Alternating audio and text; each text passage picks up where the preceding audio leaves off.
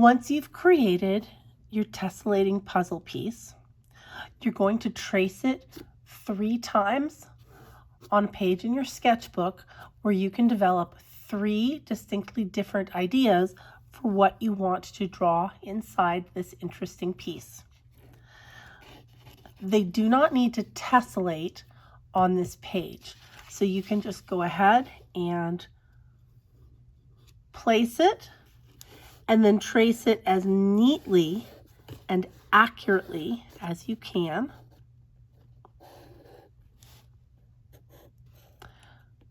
One of these tracings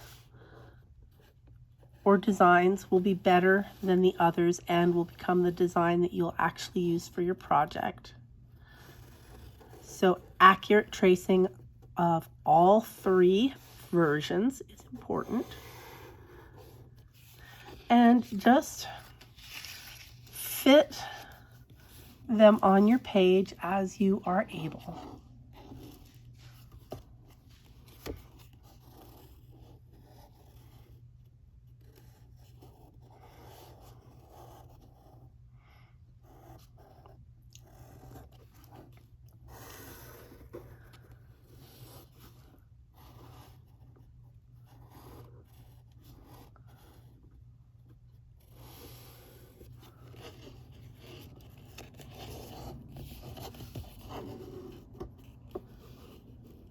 Notice that I always have the piece oriented so that the word top is showing.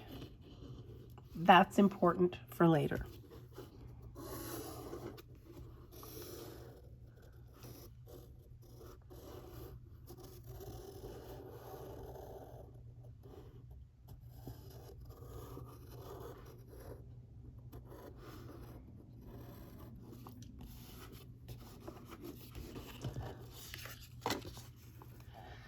The challenge for this project is to come up with a composition that fits inside this interesting shape.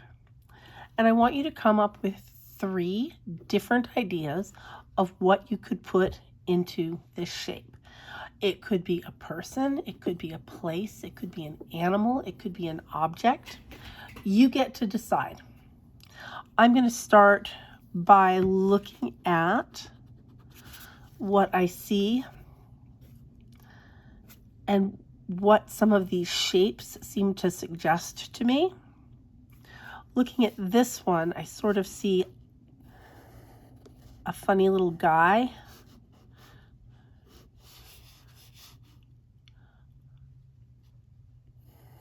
And so I'm going to draw a face here.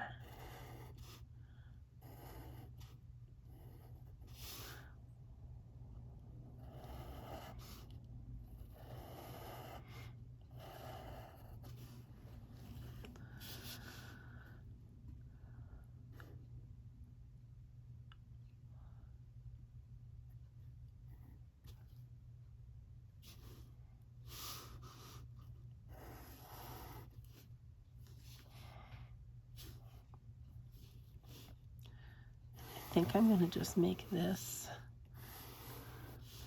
textured curly hair. Something that will be fun to color in with colored pencils. So there's one idea.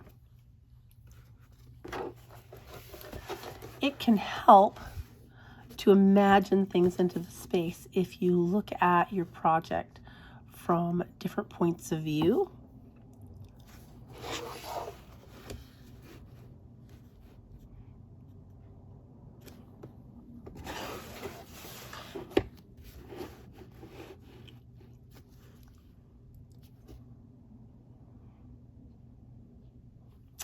I almost feel like I see the top of a building over here.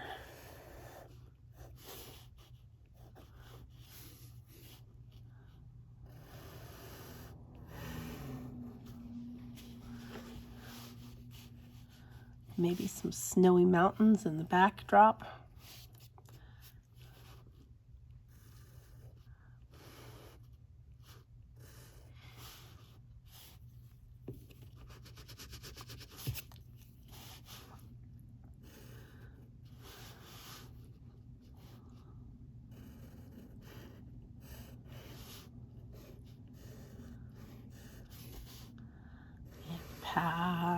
leading away from the door.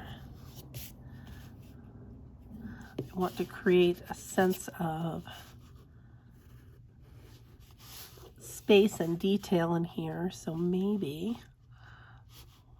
I'm going to imagine in some trees in the background leading up to the mountains.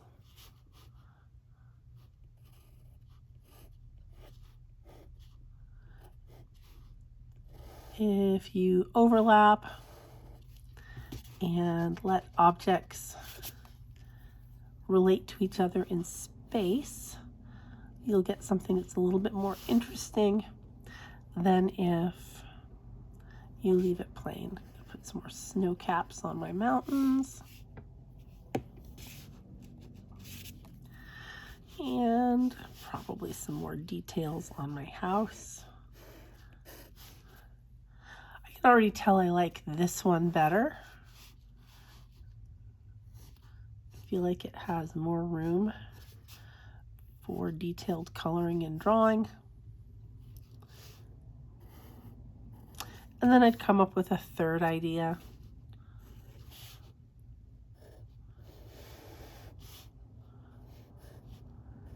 Again, finding details where later you can go in with color and texture to enhance your design helps.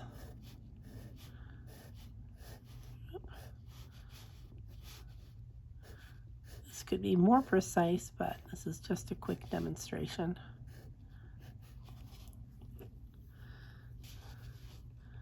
And maybe I've got a little chimney here.